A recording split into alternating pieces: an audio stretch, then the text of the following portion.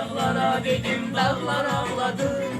Çaylar işitti sesini coştu çağladı. Gelip gidenden sordum yarım nerede? Diyen olmadı, diyen olmadı. Derdimi dağlara dedim, dağlar ağladı. Çaylar işitti sesini coştu çağladı. Bu bilir onu. Gelip gidenden sordum yarım nerede? Diyen olmadı, diyen olmadı. Durmalarla haber eyledim. Demediler sen sevdiğimi söyledim. Demediler gurbet yerde yok Demediler. özledim.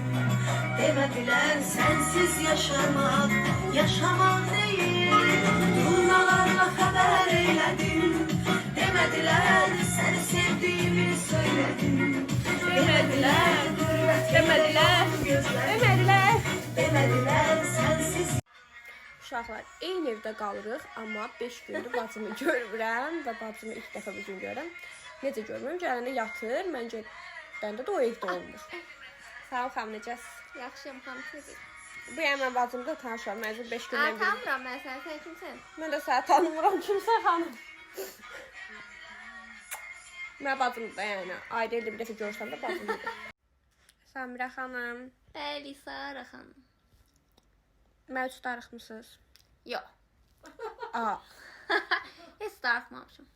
5 gündür məni görmürsünüz, darıxmamısınız? Yox, bacım səni darıxmışam, bacıcan.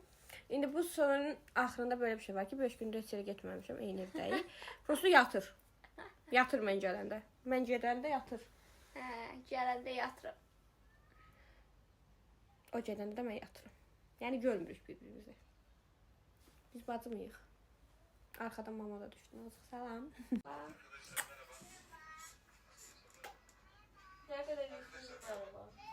Merhaba.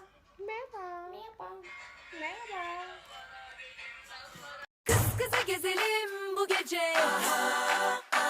Kız kıza gezelim bu gece. Kız kıza gezelim bu gece. Kız kıza gezelim bu gece. Of sıkıldım, çok bunaldım. Yeter eve tıkılıp kaldım. Oku, kitap kalmadı. Biraz gezmek lazım. Hadi kalk çıkıp atıştıralım. Bakalım geceye can yakalım. Hadi sür savaş boyalarını. Bu gece bu şehri dağıtalım. Bugün senin alt günün. Bugün senin şad günün. Arzuları söndürdüm üfünü. Söndürdün şam kimi, şam kimi. Bugün senin alt günün. Günüm sensiz berbat günüm. Geçir saat 12'ni.